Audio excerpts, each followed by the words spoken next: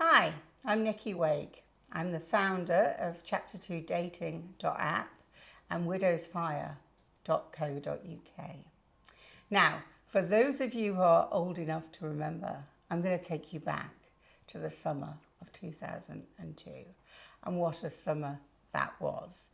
It was the Commonwealth Games. It was here in Manchester. The city was alive with a buzz, enthusiasm and optimism. I was having the very best social life. Like, I had amazing friends, amazing family. I was living my best life. But there was one critical thing missing. I needed a soulmate. I wanted to find the person I would spend the rest of my life with. Now, my dating life was an utter disaster. And in retrospect, perhaps the 24-hour party people lifestyle didn't help that. However, I thought, you know what, I'm going to try this online dating thing. It was a newfangled thing. Back then, it was either a kind of dirty secret or perhaps a guilty pleasure.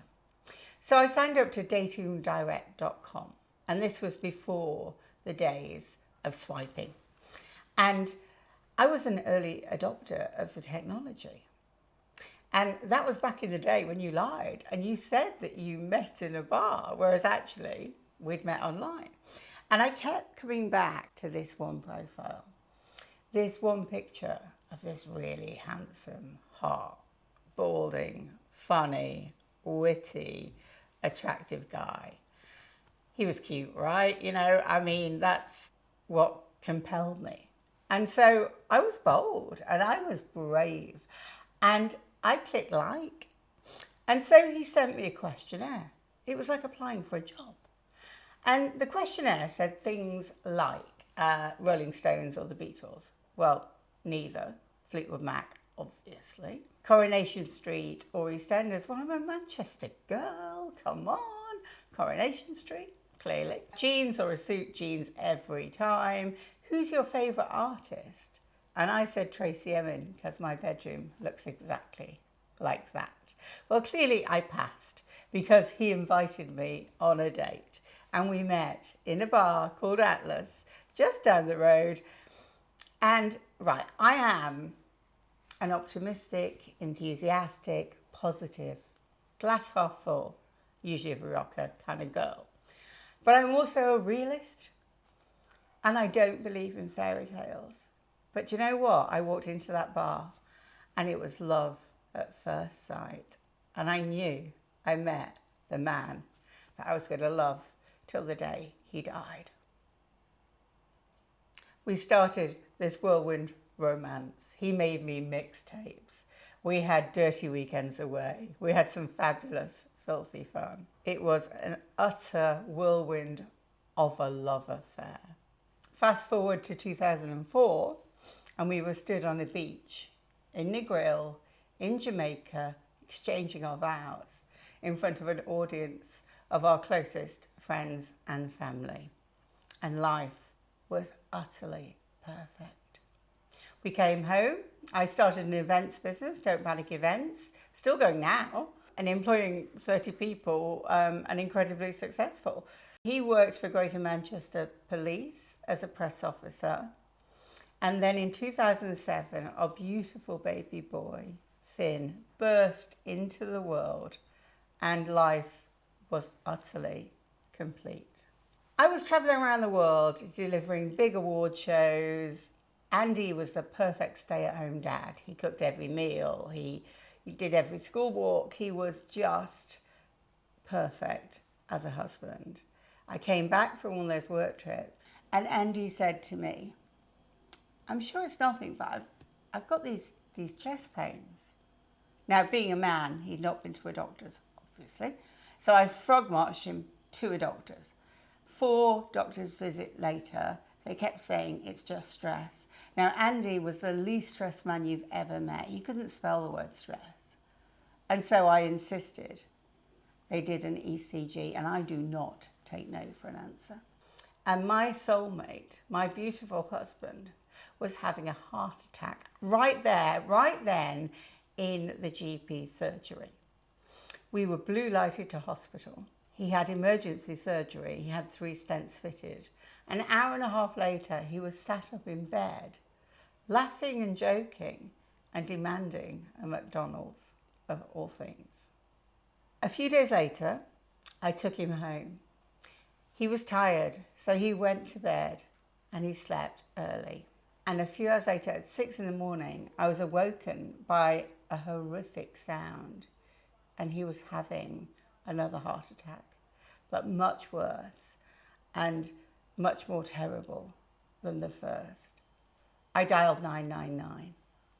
I then did CPR for 40 long minutes, the 40 longest minutes of my life. The first responders arrived. He was rushed into ICU.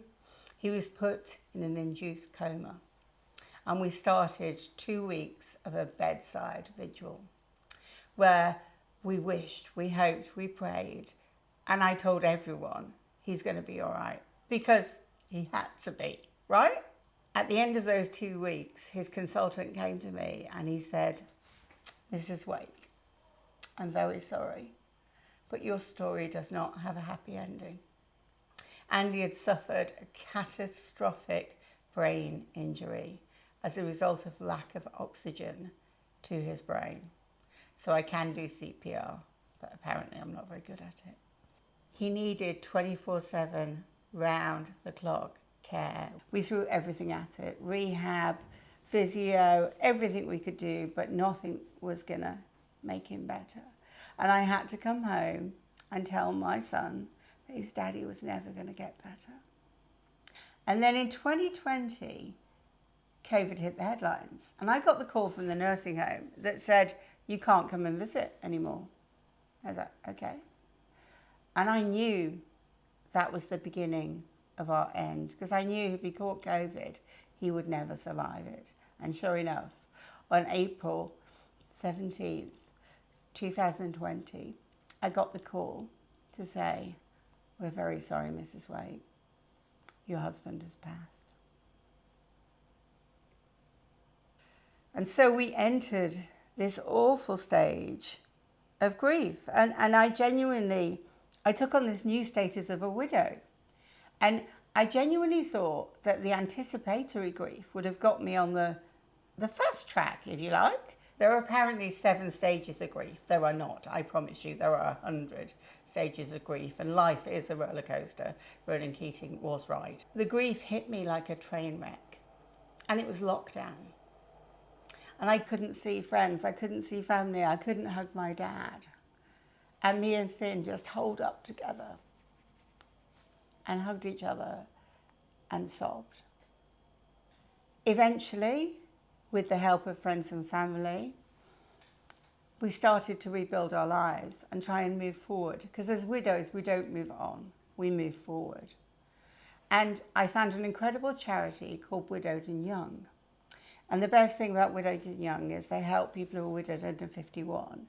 But once you're in, they never get rid of you. So I am forever young. Even though I'm now 53, I'm still a member, which is good. And I'm a huge advocate and supporter of theirs. And they hold meetups around the country. And when I went to those meetups, everybody started talking about whether you started to move forward. By moving forward, they meant, have you found your chapter 2? So chapter 2 means your next significant relationship. It's an emotional shorthand, if you like. So people understand in widow circles what that means. Anyone outside of widow circles doesn't understand. As widows, we have magical powers. And our magical powers are that we live for the moment, because we know that life can and does change in a heartbeat. And so, until you've been on a dance floor with 50 widows getting down, you have not lived, I can tell you. The collective term for a bunch of widows is an ambush. And I think that is so beautifully apt. Around this time, I decided, do you know what? I'm gonna put myself back out there, right? Because I know Andy wouldn't want me to be on my own. I was 49. It was like, I still had a good, hopefully, fingers crossed, 40 odd years ahead of me.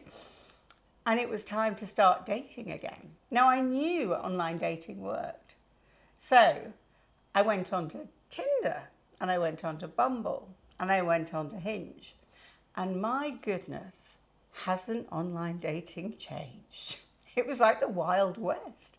It was full of dick pics and ghosting and married men. And I was thinking there's got to be a better way. So I went on the App Store looking for an app for widows and widowers, because I genuinely believe that widows and widowers are uniquely placed to understand each other. Now, if you walk into my house, it is full of photographs of my husband. My heart and my head are full of love and memories, and it takes a very strong man or woman to deal with that and not feel threatened by that. And so I thought, okay, there's got to be an app, and there wasn't. Now, I am a natural entrepreneur, and I could sense an opportunity. And so I registered Chapter 2 Dating, and I went out and I sought 150K's worth of funding. 5 of my investors are widows, which is incredible. So that's widow community helping widows to create something very special. And I built a team, and the team is me mainly, but I have a tech partner who's incredible. I have a freelance designer, and I hired a PR agency. And so on a shoestring budget, we created this app, and we built a business. And we now have over 9,000 members.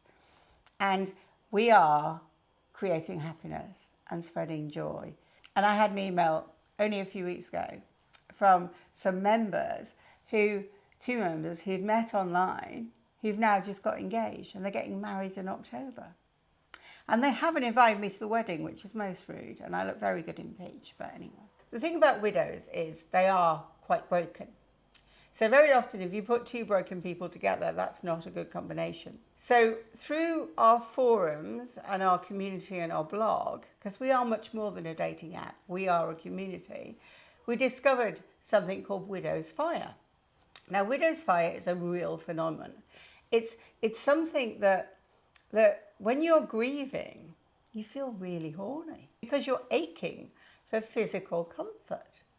And it's a real thing. It's a recognised medical phenomenon. And so we started widowsfire.co.uk, which is basically a hookup site for widows.